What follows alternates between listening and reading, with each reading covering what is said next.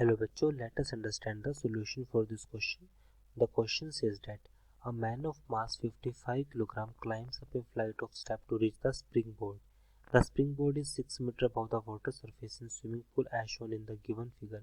He jumps up into air 3 meters above the springboard, therefore falling into water in the swimming pool. If the average resistive force exerted by water on man is 1500 Newton, then maximum depth of the man in the water will B.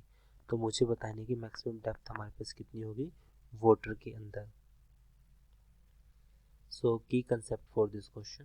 सो की concept के लिए अब हम इस question में जो use करेंगे वो यूज़ करेंगे work energy theorem, that is WT work energy theorem.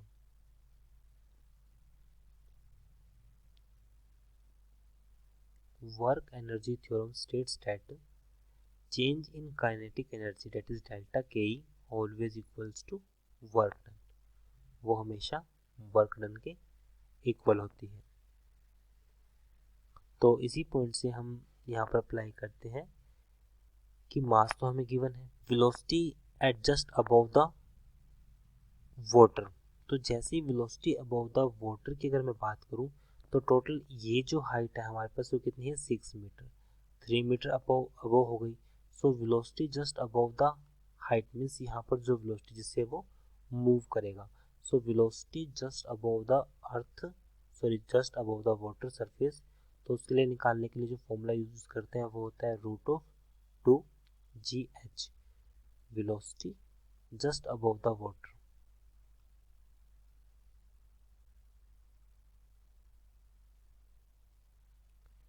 Just above the water, so यहाँ से v स्क्वायर रूट 2, g हमारे पास 10 है, हाइट हमारे पास यहाँ से 6 + 3 9 हो जाएगी।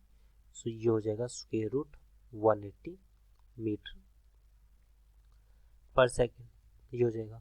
अब यहाँ पर उस पर 2 पॉइंट है, तो हमारे पास यहाँ पर उसकी काइनेटिक एनर्जी होगी और जैसे वो उसके कांटेक्ट में आएगा वहाँ पर उसकी काइनेटिक एनर्जी होगी।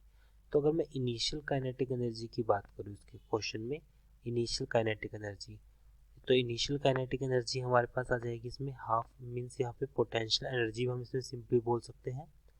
हाईएस्ट पॉइंट पे तो वेलोसिटी 0 है, बट यहाँ पे जो पॉइंट होगा हमारे पास, लेकिन दोनों एनर्जी दूसरे में कन्वर्टिबल है।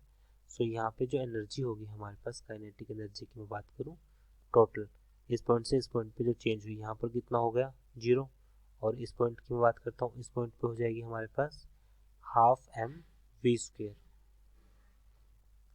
हाफ mv हमारे पास है √2GH, सो ये हो जाएगा 2GH, अंडर से स्क्वायर रूट कैंसिल, तो कितना हो जाएगा हमारे पास mgh हो जाएगा।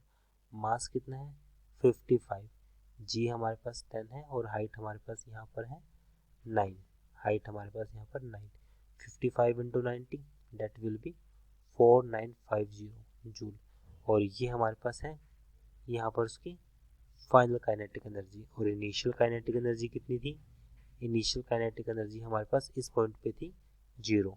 So change in kinetic energy हमारे पास कितना आया है फाइनल -0 दैट इज 4950। अब इसी एनर्जी से वो पानी के अंदर जाएगा। तो इस केस में जो work done by resistive force जो होगा, work done by resistive force,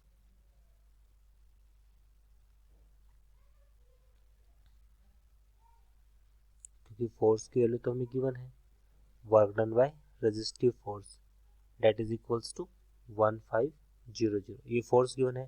suppose जितनी डेप्थ के अंदर वो गया है वो हमारे पास d के इक्वल है, ये हो जाएगा हमारे पास d। सो अब दोनों पॉइंट से हम देख सकते हैं कि जो हमारे पास वैल्यू आएगी इस केस में that is apply work energy theorem. यहाँ पर हम अप्लाई करते हैं work energy theorem. So value आएगी 1500d that is equals to 4950, ये change in kinetic energy, d 4950 divide by 1500, solve करने के बाद वैल्यू आएगी 3.3 metre. So it will be our answer. I hope you understood this explanation. Thank you.